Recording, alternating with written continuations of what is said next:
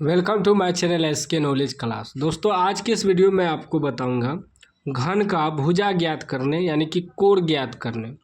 सवाल कर रहा है, यदि किसी घन के विकर्ण की लंबाई 2√3 सेमी है तो इसके कोण की लंबाई है। ऑप्शन ए में है 2 सेमी, बी में है 2√3 सेमी, सी में है 3 सेमी, डी में है 4 सेमी। देखिए, घन ही बना लिए हैं चित्र, ठीक है ना। इसका जो विकर्ण होता है, विकर्ण को समझिएगा। विकर्ण होता है यहाँ ई कोना से लेके उ कोना तक की लंबाई, ठीक ना, उसी को विकर्ण कहते हैं।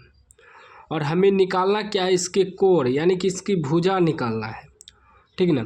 एगो भुजा निकाल देंगे मतलब कोण मालूम हो गया। घन का सभी भुजा बराबर होता है, ठीक ना। लिखेंगे घन का भुजा जो होता है, भुजा जिसे कोण भी कहते हैं, भुजा को ए से सूचित करते हैं, ठीक ना। तो सूत्र होता है घन का विकर्ण बराबर घन का विकर्ण। घन का विकर्ण हमें दिया है ना, घन का विकर्ण हमें दिया है 2√3 cm, 2√3 cm। तो घन की विकर्ण का जो सूत्र होता है, घन की विकर्ण का सूत्र होता है √3a, मतलब √3 गुना भुजा बराबर 2√3। अब देखिए √3 कट गया, क्या बचा, a बराबर 2 cm। अब घन का कोण कहिए या भुजा कहिए, घन का कोण यानी कि a बराबर कितना निकला, 2 cm।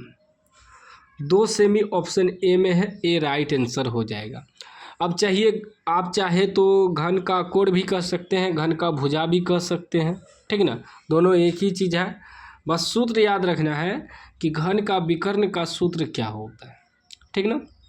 उसी से सवाल सॉल्व हो जाएगा। ऑब्जेक्टिव में पूछा गया सवाल है, पिछले साल 10th के बोर्ड एग्जाम में पूछा गया है। यदि आप यह सवाल यूट्यूब पे सर्च मार रहे थे तो उम्मीद है आज आप सीख गए होंगे। सीख गए हैं तो लाइक कर दीजिए, चैनल को सब्सक्राइब कर दीजिए और घंटी को दबा के ऑल कर दीजिए।